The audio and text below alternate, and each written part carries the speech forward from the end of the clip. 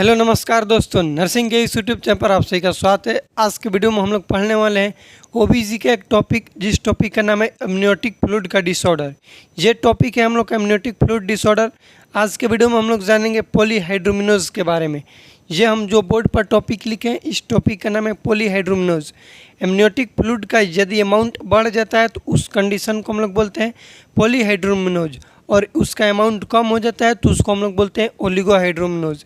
इस वीडियो में हम लोग जानेंगे कि मदर के जो एमनियोटिक फ्लूइड है, कोई भी प्रेग्नेंट लेडी है, उसका एमनियोटिक फ्लूइड का अमाउंट बढ़ जाता है तो उसको हम लोग बोलते हैं पॉलीहाइड्रोमिनोज। तो उसका पहले डिफिनेशन जानेंगे, उसके बाद जानेंगे कॉजेज की किस कारण की वजह से उसके एमनियोटिक फ्लूइड का अमाउंट बढ़ता है, नॉर्मल कितना होता है, क्या क्या साइन एंड सिम्टम्स देखने को मिलते हैं, फिटल कंडीशन क्या होता है, क्या इसका कॉम्प्लिकेशन हो सकता है, क्या दिक्कत होगा यदि एमनियोटिक फ्लूइड के अमाउंट ज़्यादा हो जाएगा। तो उसके साथ साथ हम लोग जानेंगे कि इसको किस तरीके से डायग्नोसिस किया जाता है और इसका मैनेजमेंट किस तरीके से किया जाता है। ये सभी चीज़ें जानेंगे हम लोग इस वीडियो में। पहले हम लोग जानेंगे पॉलीहाइड्रोमिनोज के डिफिनेशन की क्या होता है। इसको जानने से पहले एक चीज़ को हम लोग को जानना होगा कि जो नॉर्मल एमनियोटिक फ्लूइड होता है उसका अमाउंट कितना होता है, तभी तो हम लोग जानेंगे कि पॉलीहाइड्रोमिनोज और ओलिगोहाइड्रोमिनोज कब होता है। तो नॉर्मल टर्म पर बात करें, टर्म प्रेगनेंसी जो कि 37 to 42 वीक ऑफ जेस्टेशन को बोलते हैं, तो उस टाइम ड्यूरेशन में एमनियोटिक फ्लूइड होता है 800 ml से 1000 ml तक। यदि 2000 ml से ज़्यादा हो जाए एमनियोटिक फ्लूइड तो उसको हम लोग बोलते हैं, उस कंडीशन को बोलते हैं पॉलीहाइड्रोमिनोज। और ध्यान से देखना, 2000 से ज़्यादा होगा तो उसको हम लोग बोलते हैं पॉलीहाइड्रोमिनोज, और 200 से कम हो जाता है तो उसको बोलते हैं ओलिगोहाइड्रोमिनोज। जहाँ तक आप लोग समझ गए, यही हम इसका डिफिनेशन में लिखे हैं कि क्या है पॉलीहाइड्रोमिनोज। तो it is a condition in which condition है, फिर लिख सकते it is the condition in which volume of amniotic fluid, जो एमनियोटिक फ्लूइड है उसका वॉल्यूम क्या हो जाएगा, एक्सीड हो जाएगा। एक्सीड मतलब पार कर जाएगा उसके लेवल को, किसके लेवल तो 2000 ml से ज़्यादा हो जाएगा। उसको क्या बोलते हैं, तो हम लोग पॉलीहाइड्रोमिनोज बोलते हैं। उसके बाद बात करें कि इसमें एक और चीज़ हम लोग पढ़ेंगे, एमनियोटिक फ्लूइड इंडेक्स, जिसका शॉर्ट फॉर्म होता है AFI। ये क्वेश्चन एग्जाम में पूछा जाता है। AFI का फुल फॉर्म भी पूछ दिया जाएगा कि क्या होता है, तो एमनियोटिक फ्लूइड इंडेक्स होता है, नॉर्मल होता है 5 से 25 सेंटीमीटर में होता है। बताएंगे क्या होता है, 5 से 25 सेंटीमीटर नॉर्मल होता है। यदि 25 सेंटीमीटर से ज़्यादा हो जाए तो ये इंडिकेट करेगा पॉलीहाइड्रोमिनोज को। इसको लिख लीजिएगा, यहाँ से क्वेश्चन बनता है, यहाँ पर क्वेश्चन मार्क दीजिएगा कि यदि एमनियोटिक फ्लूइड इंडेक्स 25 से ज़्यादा हो जाएगा तो उसको हम लोग क्या बोलते हैं, तो पॉलीहाइड्रोमिनोज, और 5 से कम होगा तो उस कंडीशन को बोलते हैं हम लोग ओलिगोहाइड्रोमिनोज। ठीक, नॉर्मल एमनियोटिक फ्लूइड इंडेक्स कितना होता है, तो 5 से 25 सेंटीमीटर। अब ये होता क्या है एमनियोटिक फ्लूइड इंडेक्स, इस चीज़ को हम लोग समझेंगे। जहाँ पर समझिएगा कि ये हो गया हम लोग का अम्लाइकस, ये मदर का क्या हो गया अम्लाइकस। इस अम्लाइकस जो यहाँ से 4 क्वाड्रेट बांटेंगे, क्या बांटेंगे 4 क्वाड्रेट, 4 क्वाड्रेट बांटेंगे। यहाँ इस साइड 2 हो गया और 2 इस साइड होगा अम्लाइकस से। ठीक, अब इसके चारों तरफ से पेरिफेरल जो है, पेरिफेरल डिस्टेंस चारों तरफ के कितना होना चाहिए, 25 सेंटीमीटर होना चाहिए। ठीक, और एगो के हम लोग को देखते हैं, एगो को देखते हैं जिसको बोलते हैं सिंगल वॉल्यूम पॉकेट, SVP बोलते हैं, सिंगल वॉल्यूम पॉकेट्स इसको बोलते हैं। इसको याद रखिएगा, एगो के नाप लेते हैं, अम्लाइकस से चारों ओर को इसको नापते हैं। इस कंडीशन को हम लोग क्या बोलते हैं, तो एमनियोटिक फ्लूइड इंडेक्स बोला जाता है। ये अल्ट्रासाउंड के द्वारा किया जाता है, परफॉर्म किया जाता है। ठीक, कॉजेज़ के बात करें कि ऐसा कौन सा कंडीशन है जिसके वजह से मदर्स में एमनियोटिक फ्लूइड का अमाउंट बढ़ जाता है। तो कॉज क्या हो सकता है, एक तो हो सकता है कि उसके फिटस की वजह से, कोई ना कोई फिटस का कारण होगा जिसके वजह से बढ़ रहा है एमनियोटिक फ्लूइड, या फिर मदर स्वयं खुद क्या है इसका जिम्मेवार है। तो पहले हम लोग जानेंगे फिटल कॉज के बारे में। फिटल कॉज में जानेंगे TTTS, TTTS। इस ट्रिपल TS से रिलेटेड एग्जाम में इमेज बेस्ड क्वेश्चन पूछा गया है। तो हम यहाँ पर इमेज लगाएंगे, देख लीजिएगा। इसका फुल फॉर्म होता है twin to twin transfusion syndrome. Twins to twins transfusion syndrome इसका फुल फॉर्म होता है। इमेज लगा देंगे यहाँ पर, देख लीजिएगा। इसमें क्या होता है कि दो प्रेगनेंसी में मल्टीपल प्रेगनेंसी होता है, उसमें ट्विन्स मतलब दो होता है। फीटस दो रहेगा, लेकिन एक फीटस बड़ा रहेगा साइज में, एक फीटस छोटा रहेगा साइज में। जो फीटस साइज में स्मॉल है उसको हम लोग बोलते हैं डोनर, और जो साइज में बड़ा है उसको बोलते हैं रेसिपिवर या फिर रेसिपिएंट बोलते हैं। जो साइज में छोटा है वो अपना जितना भी न्यूट्रिशन है वो बड़ा वाला को दे देता है, तो जो देगा वो तो छोटा रहेगा, जो लेगा खाएगा पिएगा पूरा तो बड़ा हो जाएगा। तो रिसीवर हमेशा क्या होता है, बड़ा होता है। इमेज में ये भी पूछा जाता है कि जो एरो दे देगा, पूछेगा कि इस इमेज में जो बड़ा ट्विन्स है उसको क्या बोलते हैं, तो रिसीवर। जो छोटा है उसको डोनर बोलते हैं। और इस पूरे कंडीशन को बोलते हैं twins to twins transfusion syndrome. ये कॉज हो सकता है जो कि ये 20% कॉज के अंदर इंक्लूड होता है, इसको याद रखिएगा। अब इसका बात कर ले, जो चीज़ आप लोग को बताएं यही चीज़ हम सेम लिखे हैं कि ये कॉम्प्लिकेशन है मल्टीपल प्रेगनेंसी का। ट्विन्स टू ट्विन्स सिंड्रोम किसका कॉम्प्लिकेशन है, तो मल्टीपल प्रेगनेंसी का कॉम्प्लिकेशन है, जिसके अंदर क्या होता है कि फीटस रिसीव करेगा मोर ब्लड। वन फीटस जो है मोर ब्लड फ्लो कर रिसीव करेगा, more blood then other from placenta. दूसरका से पहल का बच्चा ज़्यादा ब्लड फ्लो रिसीव करेगा और क्या करेगा, वो आप न्यूट्रिशन रिसीव करेगा और उसका साइज ज़्यादा हो जाएगा, हेल्दी रहेगा। जबकि उससे जो डोनर है उसका साइज छोटा हो जाएगा। सब चीज़ IUGR का भी वो हो सकता है कि शिकार हो जाए। नेक्स्ट है एनेंसिफेली। एनेंसिफेली ब्रेन डिसऑर्डर है, कंजेनाइटल न्यूरोलॉजिकल डिसऑर्डर में है, जो कि 50% कॉज करता है किसका, तो पॉलीहाइड्रोमिनोज का। एनेंसिफेली में क्या होगा कि अपसेंट होगा ऊपर पर, जिसको बोल्ट बोलते हैं हम लोग ना, ऊपर वाले जो ब्रेन का हम लोग का स्कल है उसमें बोल्ट एक रीजन आता है। तो बोल्ट क्या होगा, अपसेंट होगा, उसको हम लोग क्या बोलते हैं, एनेंसिफेली, जो कि 50% कॉज में आता है। अब इसमें क्या होगा, यदि किसी भी पर्सन को एनेंसिफेली हुआ तो क्या होगा, excessive amniotic fluid secretion due to transductional method. Transductional method इसको याद रखिएगा। क्वेश्चन पहले पूछा जाता है कि जो एमनियोटिक फ्लूइड है इनिशियल टाइम पीरियड में कौन बनाता है, किस मेथड से बनता है, तो बोलेंगे ट्रांसुडेशन मेथड। ट्रांसुडेशन मेथड में क्या होता है कि फिटस का जो स्किन है उसके स्किन के थ्रू ही बनता है amniotic fluid initial time period में। उसके बाद ध्यान देना, उसके बाद फिटल यूरिन कब करना शुरू करता है, तो 12 वीक पर। 12 वीक से पहले कौन से मेथड से बनता है एमनियोटिक फ्लूइड, तो बोलेंगे ट्रांसड्यूशनल मेथड से। 12 वीक पर फिटल यूरिन करेगा तो फिटस के यूरिन से बनता है क्या चीज़, तो एमनियोटिक फ्लूइड। मेजर बात करें, ये भी क्वेश्चन एग्जाम में पूछा जाता है कि मेजर कंट्रीब्यूशन किसका रहता है एमनियोटिक फ्लूइड के बनने में, कौन सा चीज़ हेल्प करता है, तो हम लोग बोलेंगे क्या चीज़ की, फिटल यूरिन।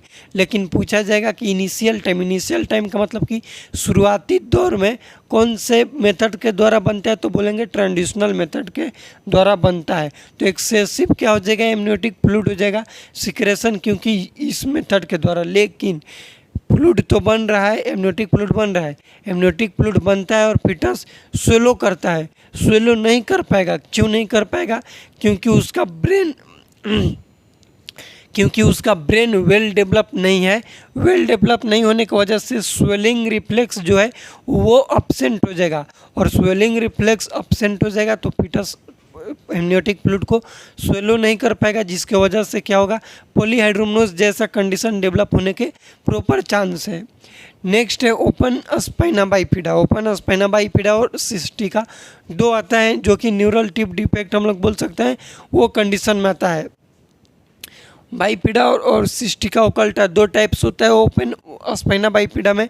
इतना जानिए कि न्यूरल टिप डिफेक्ट है, इससे रिलेटेड क्वेश्चन एक और पूछा जाता है कि न्यूरल टिप डिफेक्ट का मोस्ट कॉमन साइट क्या होता है, तो लंबो सेक्रल रीजन होता है, इसको याद रखिएगा। उसके बाद हम लोग बात करेंगे मल्टीपल प्रेगनेंसी का मैटरनल कॉज क्या होगा। तो मैटरनल कॉज जान सकते हैं हम लोग कि मल्टीपल प्रेगनेंसी में ट्विंस आते हैं, ट्रिपलेट्स आते हैं, क्वाड्रिपलेट्स आते हैं, पेंटुपलेट्स आते हैं, एक्सा आते हैं। ठीक, मोस्ट कॉमन ट्विंस ही होते हैं, ट्विंस बेबी या फिर ट्रिपलेट्स भी होते हैं लेकिन बहुत रेयर होते हैं।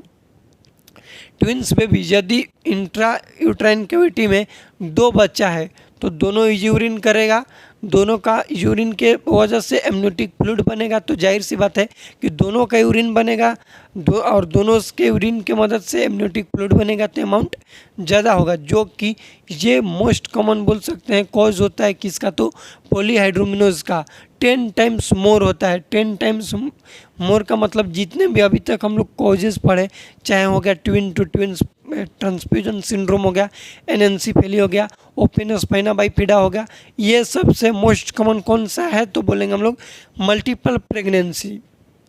नेक्स्ट है प्लासेंटल एनोमली। प्लासेंटल एनोमली में कोरियोएंजियोमा आ जाएगा, जो कि कोरियोनिक लेयर है, उस प्लासेंटा का जो कोरियोनिक लेयर है उसमें कैंसर हो सकता है, उसके वजह से हो सकता है प्लासेंटल एनोमली की वजह से। ये हो गया कॉजेज किसका, पॉलीहाइड्रोमिनोज का।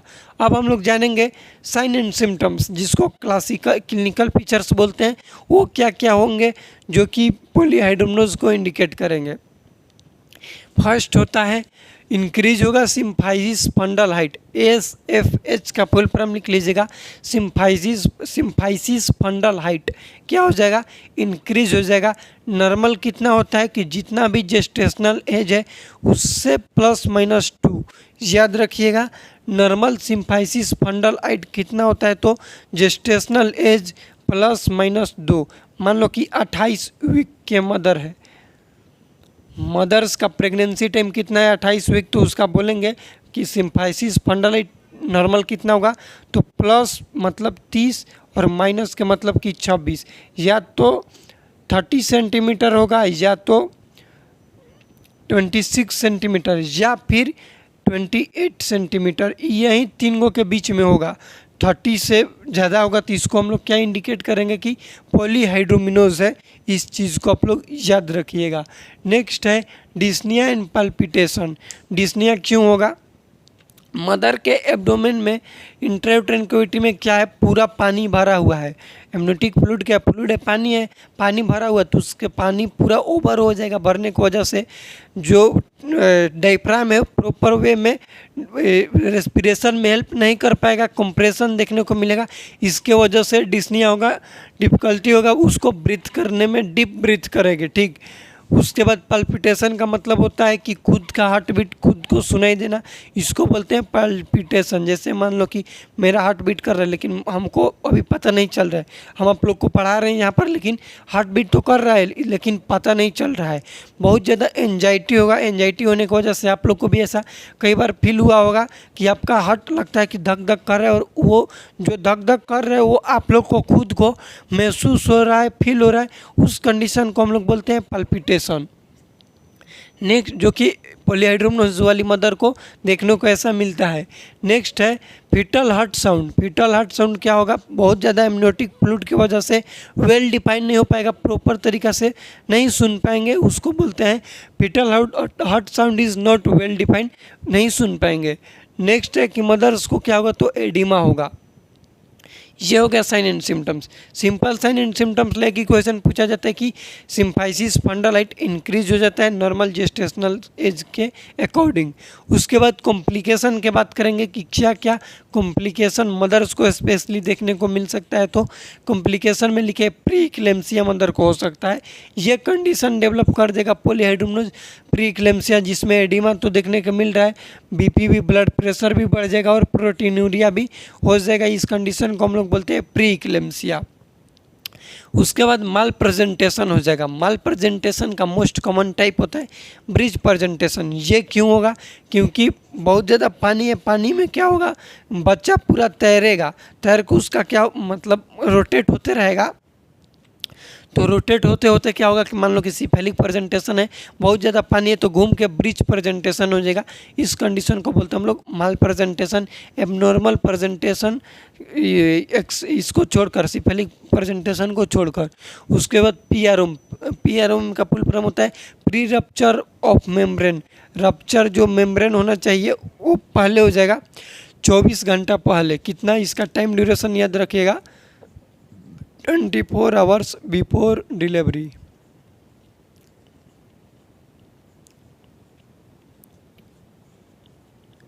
ट्वेंटी 4 आवर्स बिफोर डिलीवरी यदि रप्चर होता है मेम्ब्रेन तो उसको हम लोग क्या बोलते हैं, प्री रप्चर ऑफ मेम्ब्रेन। एक क्वेश्चन पूछा जाता है कि रप्चर एमनियोटिक फ्लूइड जो है उसको रप्चर करते हैं तो किस फोर्सेप से करते हैं, तो कुचर फोर्सेप उसका नाम है, तो उसको याद रखिएगा। उसका इमेज बेस भी क्वेश्चन पूछा जाता है तो कोचर फोर्सेप होता है, उसका नाम याद रखिएगा। उसमें तीत होता है जिसकी वजह से जिसके हेल्प से एमनियोटिक फ्लूइड को जो मेम्ब्रेन है उसको दबा देने पर रप्चर हो जाता है, और आर्टिफिशियल रप्चर जो करते हैं कोचर फोर्सेप से करते हैं। नेक्स्ट है कोड प्रोलैप्स हो जाएगा, कोड का बाहर आ जाना उसको बोलते हैं कोड प्रोलैप्स। यूट्राइन इनर्शिया का मतलब होता है कि इनएडिक्वेट कॉन्ट्रैक्शन होगा, यूट्रस का कॉन्ट्रैक्शन जो होता है नॉर्मल होना चाहिए, बढ़िया प्रॉपर होना चाहिए, लेकिन अपसेंट होगा या फिर बहुत कम होगा यूट्रस का कॉन्ट्रैक्शन, उस कंडीशन को बोलते हैं यूट्राइन इनर्शिया। इसको भी याद रखिएगा, ये ऑब्जेक्टिव में क्वेश्चन पूछा जा सकता है। पिपेरियम पीरियड में मदर को सब इनोबुलेशन हो जाएगा। सब इनोबुलेशन का मतलब ये होता है कि नॉर्मल 6 वीक तक यूट्रस अपना नॉर्मल शेप साइज कंडीशन में आ जाता है, लेकिन नहीं आ पाएगा नॉर्मल प्री प्रेग्नेंट स्टेज में, तो उसको क्या बोलते हैं, सब इनोबुलेशन बोलते हैं। ये हो गया कॉम्प्लिकेशन। डायग्नोसिस सिर्फ एक ही है कि एमनियोटिक फ्लूइड इंडेक्स को हम लोग नाप लेंगे, 25 सेंटीमीटर से ज़्यादा आएगा तो उसको यूएसजी के थ्रू नापेंगे, तो उसको हम लोग किस चीज़ को, किस कंडीशन को इंडिकेट करेंगे, तो बोलेंगे कि वो कंडीशन पॉलीहाइड्रोमनोज को इंडिकेट करेगा। यहाँ तक हम लोग जान गए कि पॉलीहाइड्रोमनोज क्या होता है, डिफिनेशन जान गए, उसका कॉजेस क्या होता है, फीटल कॉज क्या है, मैटरनल कॉज क्या है, साइन एंड सिम्टम्स जाने क्या साइन एंड सिम्टम्स होता है, उसका क्या क्या कॉम्प्लिकेशन देखने को मिल सकता है, ये सभी चीज़ें जाने। अब हम लोग जानेंगे इसका मैनेजमेंट किस तरीके से किया जा सकता है। पहले मदर को बोलेंगे प्रॉपर बेड रेस्ट करने के लिए, साथ ही साथ बोलेंगे कि लेफ्ट लेटरल पोजीशन उसको प्रोवाइड करेंगे।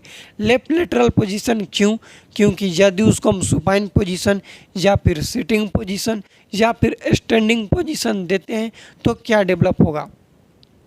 नॉर्मल हम लोग का वेन होता है, एक वेन जिसका नाम है femoral when. Femoral when pressure normal होता है 8 से 10 mm ऑफ Hg, लिख लीजिएगा कहीं लिखना चाहते हैं तो। सिटिंग पोजीशन में उसका हो जाता है 20 mm ऑफ Hg, और वहीं स्टैंडिंग पोजीशन में उसका प्रेशर बढ़ के ड्यूरिंग प्रेगनेंसी टाइम बता रहे हैं, during pregnancy time standing position में उसका प्रेशर बढ़ के 100 mm ऑफ Hg हो जाता है, जिसकी वजह से मदर्स में एडिमा डेवलप होगा। और कई सारे कारण है कि सुपाइन हाइपोटेंशन सिंड्रोम से भी प्रिवेंट होने के लिए लेफ्ट लेटरल पोजीशन देते हैं, क्योंकि ग्रेविड यूट्रस जो है वो कंप्रेस कर देगा इंफीरियर वेना कावा को, तो वहाँ से ब्लड प्रॉपर नहीं जा पाएगा, जिसकी वजह से मदर को हाइपोटेंशन होगा। और हाइपोटेंशन क्यों हो रहा है, क्योंकि मदर को सुपाइन पोजीशन दे रहे हैं, इसके वजह से, तो उस कंडीशन का नाम होता है सुपाइन हाइपोटेंशन सिंड्रोम। तो उससे प्रिवेंट होने के लिए मदर को लेफ्ट लेटरल पोजीशन प्रोवाइड किया जाता है। बेस्ट पोजीशन होता है ड्यूरिंग प्रेगनेंसी टाइम, इसको भी याद रखिएगा। यदि मदर को डिस्निया हो रहा है, डिफ़िकल्टी हो रहा है ब्रीथ लेने में, स्वेलो ब्रीथ कर रही है, डीप ब्रीथिंग ले रही है, तो अब उसको हम लोग दे सकते हैं कौन सा पोजीशन, तो अपराइट पोजीशन जिसको बोलते हैं सेमी फाउलर पोजीशन, इसको हम लोग दे सकते हैं, प्रोवाइड कर सकते हैं। एमनियोसिंथेसिस परफॉर्म करेंगे, एमनियोटिक फ्लूइड को एस्पिरेट आउट करेंगे ताकि जो भी एक्सेसिव एमनियोटिक फ्लूइड है मदर्स में वो क्या हो जाए, बाहर निकल जाए। मैक्सिमम 500 ml तक ही निकाला जाता है, एक से 1.5 लीटर से ज़्यादा नहीं निकाल सकते हैं एमनियोटिक फ्लूइड, क्योंकि ओलिगोहाइड्रोमनोज हो जाएगा तो फीटल डिस्ट्रेस होने का भी चांसेस रहता है। उसके वजह से टाइम पूछा जाता है कि एमनियोटिक फ्लूइड जो है एमनियोसिंथेसिस का बेस्ट टाइम कब होता है, तो बोलेंगे 14 से 16 वीक, इसको याद रखिएगा, ये क्वेश्चन एग्जाम में पूछा जाता है। नेक्स्ट, यदि मदर्स का जो जेस्टेशनल एज है 37 वीक्स से ज़्यादा है, यानी कि वो टर्म प्रेगनेंसी में आ गई है तब हम लोग ऑक्सीटोसिन इन्फ्यूज़न चलाकर और जल्दी डिलीवरी कंडक्ट कराने की प्रयास करेंगे। नेक्स्ट है कि यदि कोई भी कंजेनाइटल एबनॉर्मलिटी है तो टर्मिनेशन ऑफ प्रेगनेंसी कर देंगे। यह है मैनेजमेंट ऑफ पॉलीहाइड्रोमिनोज। यहाँ तक क्लियर है। अब हम लोग थोड़ा सा एक एक्स्ट्रा चीज़ यहाँ पर हम बोर्ड पर लिखे उसको आप लोग को बता देते हैं। एग्ज़ाम में क्वेश्चन पूछा भी जाता है एमनियोटिक फ्लूइड के डिसऑर्डर से रिलेटेड। जैसे एमनियोटिक फ्लूइड का यदि ग्रीन कलर है तो वो इंडिकेट करता है फीटल डिस्ट्रेस का, सेफ्रॉन कलर है तो वो इंडिकेट करेगा पोस्ट मैच्योरिटी का, मतलब कि फीटस का जो मदर का जेस्टेशनल एज है more than 42 week of gestation हो गया, ये इसको हम लोग बोलते हैं पोस्ट मैच्योरिटी। गोल्डन कलर है तो RH इनकम्पेटिबिलिटी को क्या करेगा, इंडिकेट करेगा। डार्क ब्राउन कलर है जिसको हम लोग टेम्बैको कलर बोलते हैं, ये इंडिकेट करेगा इंट्रायूट्राइन डेथ, फीटस जो है इंट्रायूट्राइन कैविटी में ही डेड हो गया है। और लास्ट है कि डार्क रेड कलर का है, याद रखना डार्क ब्राउन है तो IUD को इंडिकेट करेगा और डार्क रेड कलर का है तो हेमरेज को इंडिकेट करेगा। ये हो गया हम लोग का पॉलीहाइड्रोमिनोज से रिलेटेड वीडियो में कुछ भी डाउट होगा तो कमेंट कीजिएगा। इस वीडियो को अपने दोस्तों के साथ शेयर कीजिएगा। मिलते हैं अगले वीडियो में, तब तक के लिए जय राम जी की बहुत बहुत धन्यवाद वीडियो को देखने के लिए।